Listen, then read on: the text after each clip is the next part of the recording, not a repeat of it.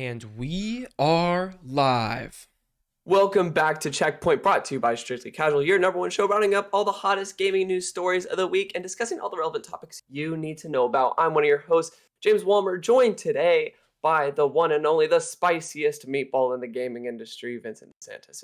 What's up? I'm sticking with this as your title. It's great. I love it. That's a great one. Great. It's perfect. Incredible. Yeah. Thank you, audio listeners. You can find us on YouTube at youtube.com/strictlycasual. Please hit us with a rating on audio platforms and sub. It helps us out a lot. And don't forget to like our videos. That also helps us out a lot. Vincent, what's our status on Spotify? Status on Spotify is still not resolved. We have 3 emails open with different platforms, and it's going horribly. So Great. Yeah. Incredible. So you can find us on other podcast platforms like Apple Podcasts, Google Podcasts, the like. We have a episode of Freeze Frame out right now. What else is going on the channel? We are recording a Marvel Theories video tonight about everything you should be looking forward to for the rest of the year. Ryder saw Unbearable Weight of Massive Talent last night, and so he's going to pump out a review and release that whenever the embargo lifts. I'm not really 100% sure what day that lifts, but yeah, so that's what's coming up in the near future.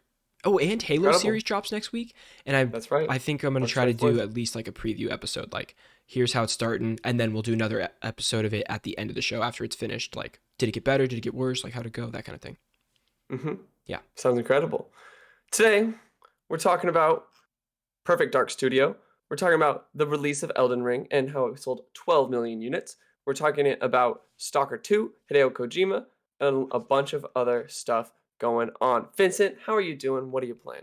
Jake, doing all right. I feel like this week again, I'm just extremely busy. Like, I don't know, it comes in waves right now. Like, sometimes I'll have a day where I'm like, dang, there's nothing going on today. I work a bit, and then I'm like, okay, it's a free day. Other days, it's just back to back to back to back, and I have no idea what the hell I'm doing. So, damn. I mean, I played a little bit of Elden Ring this week, not nearly as much as last week, which is a little bit of a bummer. I got to play a tiny bit of Destiny and 1 mission of Horizon, so I really spread out the love this week. But really did not get far into anything this week, unfortunately. All right. I'm just been playing Elden Ring. Yeah. Last week was spring break, and I was just playing a ton of Elden Ring. Are you kidding me? Yeah. That's all I was doing. Yeah. I just beat Radahn. Very nice. And it was great. What a boss fight. Yeah. What a boss fight. What a great boss. I also jumped into, believe it or not, Fall Guys. Some friends of mine. Yeah. Because I play with people who play on Steam. So we always are looking for cross-platform games to play. And so Fall Guys was great. We had another guy in our group chat who was kind of like a casual gamer. Yeah. And felt like he could really, join in, because it's not like super it is skill intensive, but it's not skill intensive. Like, it's very accessible. And so we were like, hey, it's on sale for $8. You should grab this so we could play. And so we all jumped on and played a few nights ago, and that was a really fun time. Sweet. Fall Guys is great. I mean, Fall Guys is great. It's so much fun. Also, that just went cross-platform maybe a few weeks ago, like a month ago. Yeah. So this is what happened is my buddy Eli bought it. And so we're like, we thought the game was cross-platform when it clearly wasn't. Yeah. And so we were like, because we just kind of figured it seemed like one of those games that would be cross-platform. It has to be. We're like, oh, buy it. We'll buy it, we'll play. And so we all get on, and we're like, and we do the Google search. We said, is Fall Guys cross-platform? Yeah. And first thing it said, no, Fall Guys is currently not. After the purchase. The next day it went cross-platform. We didn't know about it until nice. A few weeks ago. But it was a whole thing. Yeah. Hey, at least it worked out in the end. That's all that matters, baby. It worked out in the end. We got the boys playing together, and we had a great time. Good. Are you guys still playing Halo at all? Not really. Okay. Yeah. We talked about going back and playing the campaign when co-op comes out. But that's about it. Yeah. Oh, yeah, that's what I'm waiting for. I'll fire up Game Pass for a month and do that when that comes out. But I honestly, having a shooter to play in between Elden Ring has been so nice. Like jumping into Destiny, because I feel like I'm good at Destiny multiplayer. I'm not very good at Elden Ring. It gives you something to rebuild your confidence. At least I know I'm good at something. Yeah, or a little de-stressor. I feel like I'm always so tense while playing Elden Ring at all times. Just every muscle in your body is just so every corner, and then you're finally I'm just holding L1 as much as I possibly can. Just holding up. Giving your the left thumb a break or your left Exactly. finger. Oh, dude, my R1 is starting to stick. Mine too. It's terrible. So I Mine don't know. too. We'll see. We'll see. Yeah. It's tough. All right, guys, going into the first topic of the day. Siri just popped open for some reason. Insiders described Fast and Furious exit from Xbox's Perfect Dark Studio. Trouble in Paradise, baby. Trouble in Paradise. Trouble in This comes paradise. from Video Games Chronicle.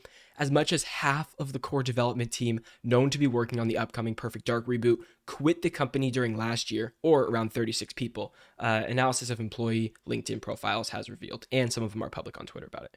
That includes most of the initiative's senior design team, including game director Dan Nurenberger, design director Drew Murray, lead level designer Chris O'Neill, principal world builder Joylian Myers, 2 senior system designers, and a group of 3 former God of War designers, and more. As the turnover on top of talent doesn't end in design, Perfect Dark's 2 most senior writers also recently quit. Analysis show, along with the project's technical director, tech art director, lead gameplay engineer, lead animator, quality assurance lead, and more. That's insane. That's like all the core team, basically. Yep. According to LinkedIn, the initiative now is less than 50 people. There are some duplicate job roles and stuff like that, but there's only 3 roles available on the website for hiring purposes, I guess. And this analysis suggested it hired around 12 people in just the past 12 months. Although the initiative's website claims that the company provides a collaborative, creative environment, former employee described the studio's development hierarchy as very top-down, with Gallagher Damn. and Nurenberger keeping a strong grasp on creative decisions. The timing of the departures coincides with the September 2021 announcement that Crystal Dynamics has been signed to co-develop Perfect Dark. This, combined with Hmm. few job roles currently advertised, suggests that Tomb Raider developer, which is Crystal Dynamics, is likely taking a much stronger lead than first thought on the project. So they might be controlling a lot more of the creative decisions, whereas the people that were already working at the initiative feel a little stifled at this point. According to the former employees, many senior team members were frustrated by this perceived lack of autonomy and didn't feel heard on key issues such as development priorities, project planning, and team staffing. Not great. Now, there's a tweet by Andy Robinson Hit who me. said that initiative update. I've added 2 more confirmed departures to the list and corroborating a few more. And he said if it wasn't obvious already, multiple sources have now suggested to me that Crystal Dynamics is essentially leading this project. Yeah, right. I mean, So Crystal Dynamics is taking kind of the head, yeah, taking the wheel. which kind of sucks. Kind of sucks. It just feels like a really shitty situation all around. You can't really win. No, you can't win. I mean, because now that this game has been in development hell for so long. Well, I mean, it was rumored for so long, and then how many years ago did we get the trailer now? Maybe 2? Are you sure? Maybe less than 2? Because I remember this N- was rumored for so long. When was the trip? Oh, I guess 2020. Yeah, I feel like it was more Game recent. Awards 2020. But we've been talking about this game for a while. So, Right. yeah, I don't know. Like, I wish this is one of those things. Like, I would love to just snap a finger and have a dev here to like talk to him about these things. That would be so great. That would be some next level stuff. But Yeah. yeah, But it also just goes to show like how I think because they accredit a lot of the studio development hierarchy as top down, I think it might be a indicator to like just how that sort of creative cycle doesn't work anymore. mm, That sort of management doesn't work for creative studios anymore. yeah. Like even if it did at one point, it for sure doesn't anymore. And I mean, this is a smaller team. Let's say there's 50 people at first, and 36 people have left. Ish. That's what Hmm. they're suggesting. Um, with a team of 50 people, you would think that you would have enough say in something to like make a creative decision. Whereas, like, if you're working for a huge company, like you're working for Activision, working on something, and there's 500 plus employees, you're kind of just you're doing what you're told. I'm assuming that you don't have enough of a creative say. So if they're promised a creative say at the initiative and they're not getting it after Crystal Dynamics signed over, I would assume that these people are probably pretty unhappy. You know. Hmm. Hmm. So I guess we'll see more about Perfect Dark. I really hope the best for this, though. Like, I really hope they can turn around this management issue and release a good game because I do want to play this. Yeah, I don't know who's gonna be the person to do that though. Me neither. If the problem is the people at the top, right? That if it's the studio Hmm. executives, like who is going to be the person to turn that around? I don't know. Don't know. I've seen it. Mm, It's turned around before. It hasn't turned around in the past for other people and other studios. mm, So we'll see. This could be eye opening for the studio. They could be working on something right now because this got so much bad press in the last week. Horrible press. yeah, But we'll have to see. let's see. Next up, Elden Ring has sold 12 million copies worldwide. This is the press release coming from FromSoftware.com. Bandai Namco Entertainment from Software Collaboration, brand new action RPG Elden Ring. 1 million units sold in Japan, 12 million units sold worldwide. This is just like a Uh, picture of the thing. There's not yep, really. It's just names. There's nothing really. I don't know in this document, but great. It's worth pointing out from this Elden Ring sales performance press release, From and Bandai Namco are apparently looking into expanding the IP beyond just games. Little Elden Ring outsold the average of a yearly COD. We love to see that's it. huge. That's like that is a huge stat right there. Yeah. That like this game has made over 700 and something $1 million in the first 2 weeks. That's Mm-hmm. crazy to me. Mm-hmm. It's insane. Yeah. Yeah, I mean, it's so historically there's been this sort of or perception of FromSoft as being this sort of like niche developer. Yeah. But Oh, let me find that I tweet. mean, but Dark Souls 3 did sell 10 million units. That wasn't at launch. It took about 3 to 4 years to hit that number.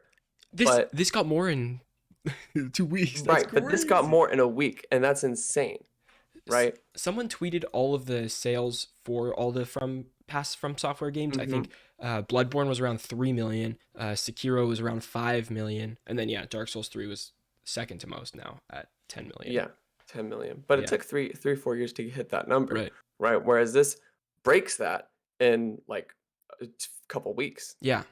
Okay, I have a question for you. This is a question that is not just from Soft exclusive, but to everything. So when we're releasing games now, I'm not going to say that gaming is more popular now than it was. Like, I think gaming is Well, it is. like it's pretty It popular. undoubtedly is. But I think a part of this reason it's sold so well is from platforms that were maybe not as popular when Dark Souls 1 came out. Like live streaming platforms, people playing it. I think YouTube is bigger than it was when Dark Souls came out. Like TikTok, Instagram, Twitter, everybody's like talking about this game, and that chatter probably sells so many copies of these games. And that's not a Right. bad thing at all, but I think that definitely helps that number pump up a little bit. Mm-hmm. Like, you know how many videos I've seen on TikTok of anime builds? Yeah, yeah, and they're So exciting. many. Every single one, I want to watch them all. They're so cool. Yeah. They're really, really cool. Yeah, it's crazy. Originally, they projected Elden Ring would sell 4 million units by the end of this month, March 31st, which blown out of the water. Yeah, wow. Are you kidding me? I'm happy for him. I'm super happy for From Software. It's the fastest selling game from a Japanese publisher, excluding Nintendo. Yeah, it's ridiculous. Um, okay, Vin, I have a question. Hit me with the. I knew something was brewing, James. I saw it happening, and I just let it simmer there for a second because I was like, I can jump in now and say something, or James is about to blow me out of the water with a question. Hit me. What do we got? This is a question, and this is hot. This is Tell me. hot, Give it to me hot, hot bro. Give it to news. me hot. Because there's been a lot of so a particular journalist made a claim. Oh I'm not going to say yes. who it was, Uh-huh. but a particular journalist made a claim in saying that because Elden Ring sold 12 million units worldwide, blew expectations out of the water, that it is like best of the best studio. And in terms of core game design, I can't help but to agree. And then another journalist chimed in and said, I understand that you're a fanboy. Basically, I'm very much paraphrasing, but said like, you're fanboying right now, and I know like you really love this studio, but also it's hard to accredit a studio who doesn't give representation to um black people through because as I don't know if we've talked about this on the show, but like there's a lot of complaints from the black community about Elden Ring not having enough black hairstyles or having really any black hairstyles Mhm. besides shaved head. Yeah. No braids, no anything, and no black hairstyles whatsoever. And Yeah. so, can the question, I guess, as a result of this conversation was like, can it be declared like one of the best game studios and not have, um, I would say, necessary representation? That's a tough question.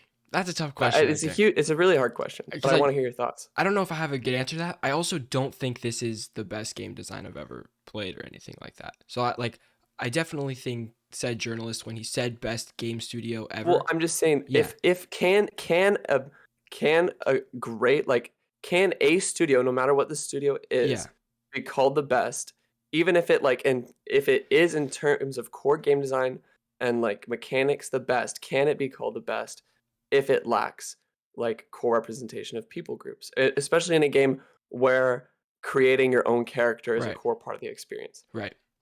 I would say probably not. I would say it can't. Like best is such a broad term anyway. So if you're giving the best, it has to be the best in every way possible, right? If it's the best Right. ever. That's inherently the meaning of the So word then best. it can't be, I guess. Then it Right. can't be.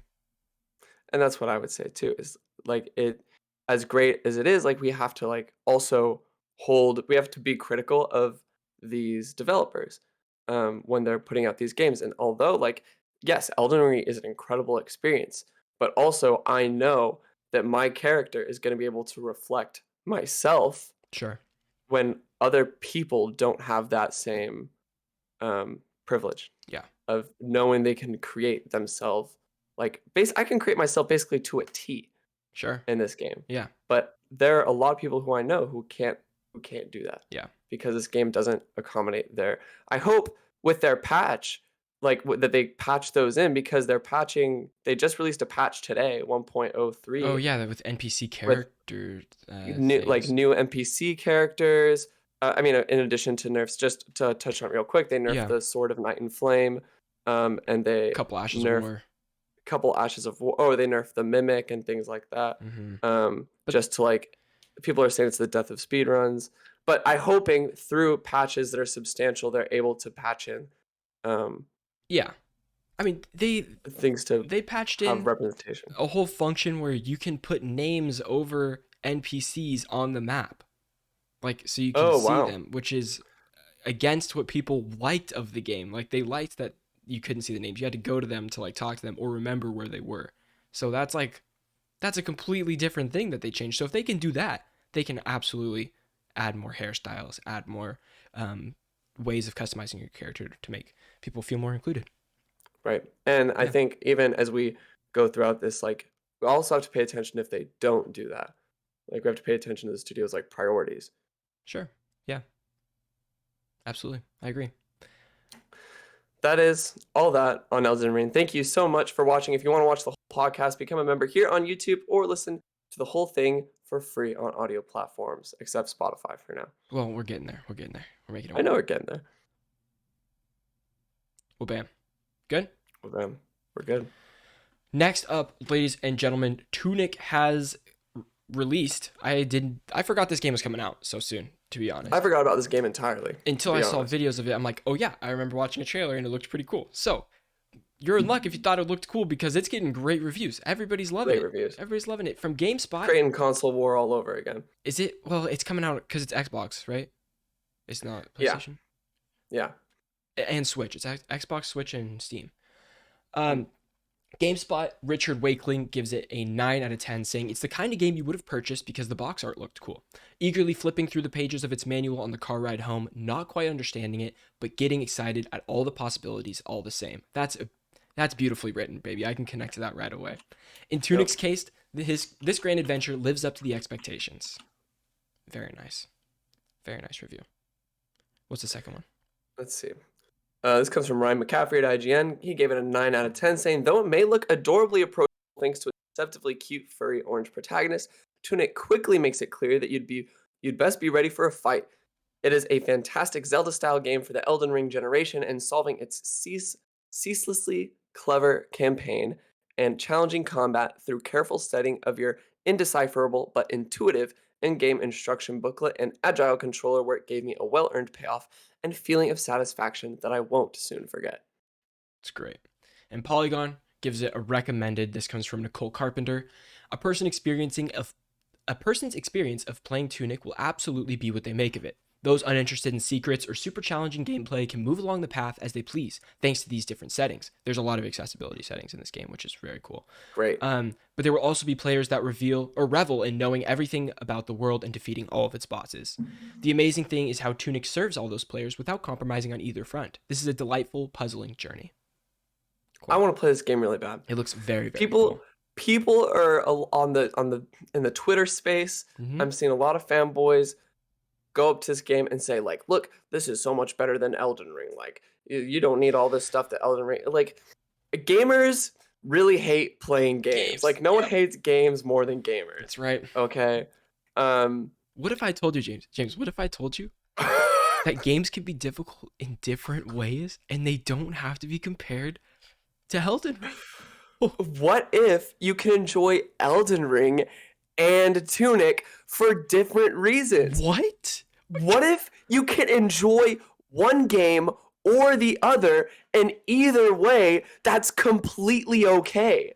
James, that is... What if I understand that you as a person have just different fundamental preferences than I do? So it's okay. James, are you saying that gamers can be their own people and make their own decisions when it comes to this stuff? Is that what you're saying right now? That's exactly what I'm saying. I don't have to listen to everybody on the internet? Nope. Oh my god. Nope. You don't have to agree with everybody. That was beautiful. I'm clipping that out and putting that on Twitter. That was incredible. That's happening. Wow. Oh my goodness. Are you excited to play Tunic? Yeah, but there's a lot of games I want to play, dude. Like I know I have these 3 like monster games on my PlayStation right now, but I also have I bought Death's Door. It's still on my PlayStation. I would like to play this. Hades, it's in my wish list. There's a lot of 9 out of 10, 10 out of 10 indie games that I'm dying to play. And so this goes on the list. And now that freaking Anno's out too, I want to play Anno. We'll see. We'll talk about that in a bit, but I don't know, This shot man. up my list. It's so tough. It's so tough. There's not enough time in the day. Also, sometimes there is enough time in the day, and I feel like I'm wasting my time. Like, even if this is getting a little existential, but you know, I love it. it's Let's get existential. You jump in. I'm working, right? I'm working. Yeah. I get a lot done during the day. It's great. I'm feeling good. Maybe wrap stuff up about at 3 o'clock. I'm feeling great. I got a whole day ahead of me, bro. I bust open the PlayStation. I'm like, I could play a little bit before I make dinner or something like that. This is gonna be great. So you know what? I jump on for an hour. I'm like, wow. Sometimes I'm like, I could be like doing a little something more than just this. You know? Sometimes I get that feeling. And then I can't play games anymore because I've ruined the experience for myself. And then I'll jump in at night, no problem. At night, I feel like the day's done. I can play games.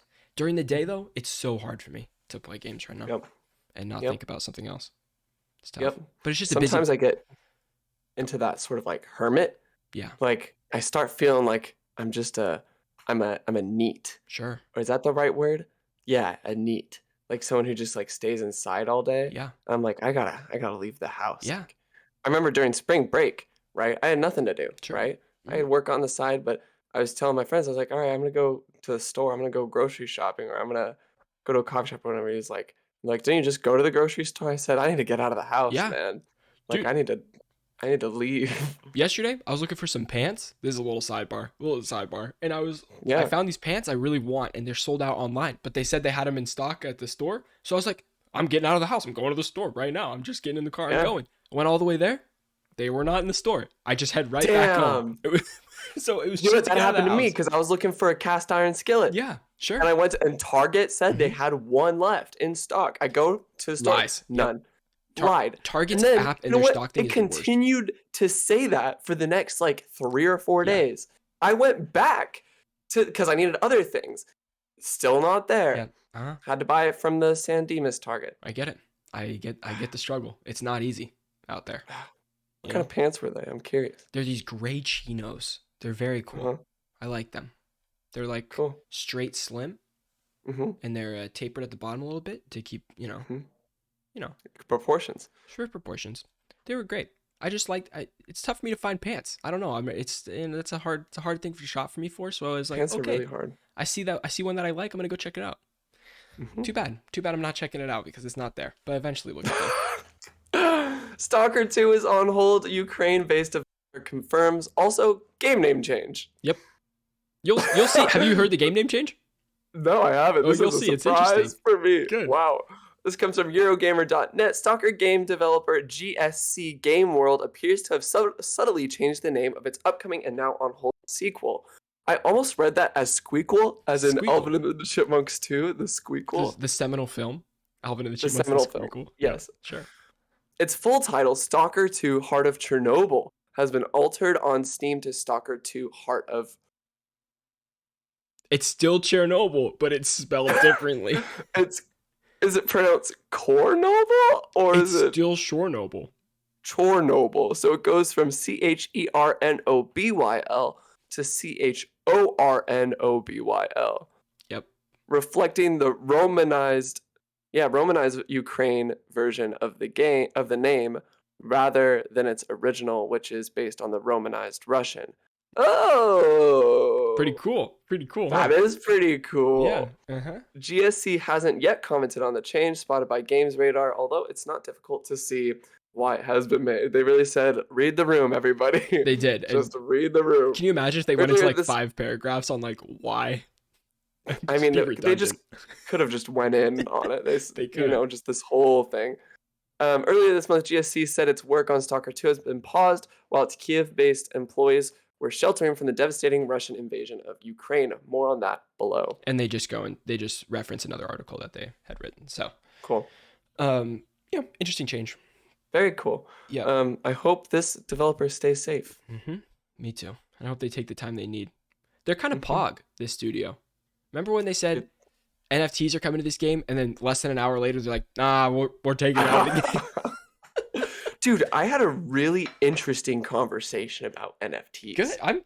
Me too. I've had a lot of these. What did you get? A lot. He was talking about. He's like, all right. So everything with the bored apes and the bored animals is shit. Yeah. He said don't. He said don't. He said don't pay attention to that. But he does like, what he's really interested in is just like owning like unique, like basically the fact that everything has a serial number to it. Yep. So like you have like a one of one, even if it like is mass produced, like everything is unique. Like you can trace that, like, and you can trace transactions. And basically what you can do is you can make a lot of like even like legal documents, like house deeds, like bill of sales for cars and things like that. You can make them digital because you can prove that it's the original version. Even like birth certificates and shit like that.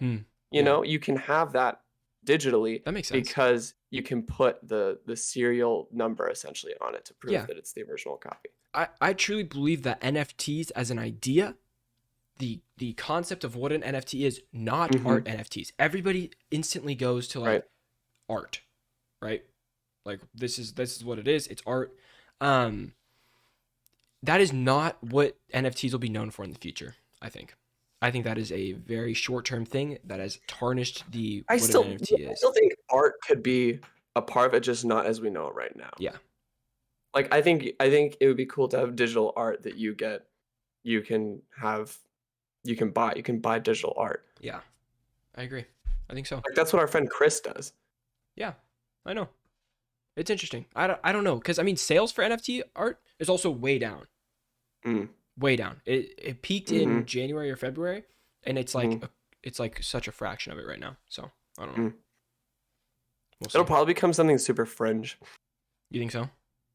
Yeah, I don't think, especially like maybe NFT art. I think it'll just be because it's hard to like display. Like a big part of art is displaying it, unless you're getting into like metaverse stuff, right? You know, which I'm still divided on. Anyway, the metaverse. Wait, hey. You see Facebook totally like fired a bunch of employees recently about metaverse? Like 30% of their employees they had on metaverse they cut out. I don't know. No, I didn't see that. That's crazy. Yeah, I don't know. A lot. I mean, there's also been like a lot of like dropped interest in NFTs. Yeah, metaverse within the past like month. I was on Google Trends like looking at that stuff. Crazy. It's just plummeting right now. It's like such a hard decline. But yeah, I don't know, man. We'll see. We'll see how that goes. How that all shakes out pretty soon. We got one more for you. James, hit us. Oh, okay. Hideo Kojima receives the Minister of Education Fine Arts. This comes from gamesindustry.biz. Yesterday, Kojima Productions announced that studio head Hideo Kojima has received the Minister of Education, Culture, Sports, Science, and Technology Award for Fine Arts in the Media Arts category. In a Twitter post, the game studio said that he was honored with the 72nd title from the government of Japan's Agency of Cultural Affairs. Quote, the Award for Fine Arts is a historical award given by the Agency for Cultural Affairs every year since 1950 to individuals who have made outstanding achievements in various fields of the arts and who have opened up new frontiers, end quote, the press release said. It is also noted this is the second time that a game creator has received the award. The first was longtime Nintendo developer Shigeru Miyamoto in 2010. Yeah. Very cool. This is incredible. Good for Kojima, my guy. I had to tweet at him. I said, congratulations, Mr. Kojima. Did you tweet at him? I did. God bless you. Yeah. I was really torn between Kojima-san and Mr. It's tough. Tough call. Mr. Kojima. Mhm. I went with Mr. Kojima. I didn't want to seem like as if I was, if it was, you could read it wrong and almost like I'm making a joke out of it. Sure. But that's fair. It's tough. Going into random fun stuff, baby. Going into random fun stuff. Guys, and Mutationum is out for PS4, PS5, and Steam. I think I'm saying this right. Mutationum. Mutationum. Good as guess as mine. It looks gorgeous. I got a review code for it. I'm trying to review it for PlayStation though. So what is it? What is what?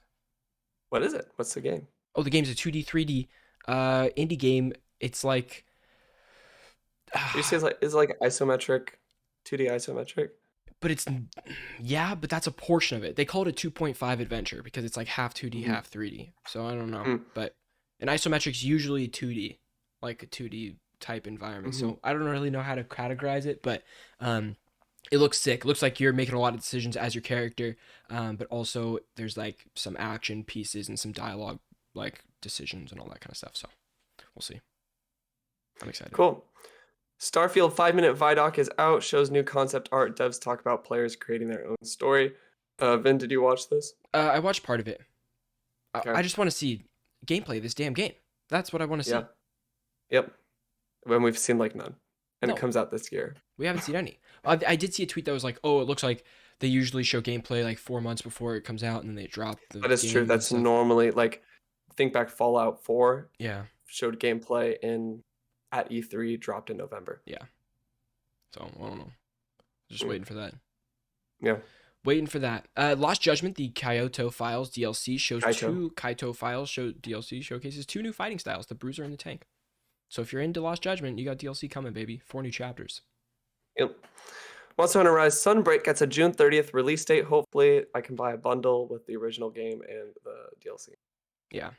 Xbox Game Passes for March include the Dungeon of Nahalbek, Weird West, the non-airy games, Shredders, F1 2021, Norco, and Crusader Kings 3. They just bust those Crusader King games out like nobody's business. All the time. Never played one. I probably never will play one. Yeah. Tencent has acquired a majority stake in Spanish game studio Tequila Works, the developer of Rhyme and Song of Nunu. They also are acquiring stakes in like 100 other game studios. Sweet. And EA Play 2022 is canceled. We don't really have a reason for it. We don't have a reason. I also don't care very much. What do they normally show at EA Play? Last year they showed Battlefield. I don't know. What else did they show? Steep, probably. I don't know. Something like that. They'll just show, if they have any games they're working on, they'll just show them at somewhere else. I don't know. They don't need a own conference. Yeah, I think Summer Games Fest is just edging out everyone else. Or EA was like, everybody else is doing a conference during the summer. We got to do a conference during the summer. And then they're like, I don't know if we need to do that, but yeah, that's cool. It's whatever. So yeah, probably not very good viewership numbers. Yeah, probably not. I mean, we watched it. Remember? Yeah, we did, but I don't know if a lot of people did. Yeah, I don't know if it's that appealing to the average audience member. Right. That's it. That's episode 104, baby. That's a wrap, baby. That is a wrap. James, do you have any final words before we close this baby off and send people to our Elden Ring video that we post here in a minute? Thank you so much, everybody, for watching. Don't forget to leave a like and subscribe and to hit a review on platforms. Hopefully we can get back up on Spotify soon. Hopefully. If anybody has any advice, please send it our way if you want to help us put that back on there, because it's been tough. Please. It's been very tough. Actually, Spotify users aren't even listening to this on audio, so what? I forgot another thing. Supermassive Games has announced and just released a trailer for for The Quarry, which is their new Oh horror yeah. game. Yeah. They just released a trailer, literally like right now, the official announced trailer, saying in a tweet, "Summer camp is over. Your choices will shape the fates of 9 teenage counselors as they struggle to survive the night. Welcome to Hackett's Quarry. You won't believe what you'll become." Hmm. Published by 2K. Interesting. We'll see. Is it like a multiplayer thing or is it a single player I think thing? it's a single player thing. But it's a one night dealio. So you probably replay I this think scenario over and over. well, either it might just be the game takes place over the course of one night. Oh, okay, okay. Sick. Cool. Yeah, I'm interested in it. Hmm. And then also Sniper Elite 5 got announced yesterday too. But Oh, they just keep pumping those out too. yeah. And those games are like never terrible, but they're just never great. It's like Yeah. Hey, they're fun. they are dude, the Okay, I bullet never get time tired of is never get tired so of bullet good. time. Yeah, I mean I love it. You ever The play it X-ray? multiplayer? No. Is it good? It's a lot of fun. Just a lot of bullet time with the buds. Yeah. I think the last one I played was 3 on the PS3. Sniper Elite 3. Same. Yeah, but good times. All right. That is episode 104. We will see you next week for 105. We got a lot of stuff going on the channel, so definitely check it out, baby. It's time to do the push to 2K. We're trying to push to 2K at this point. We can do it. We can do it easy. We'll get there. We love you guys, and we will see you next time.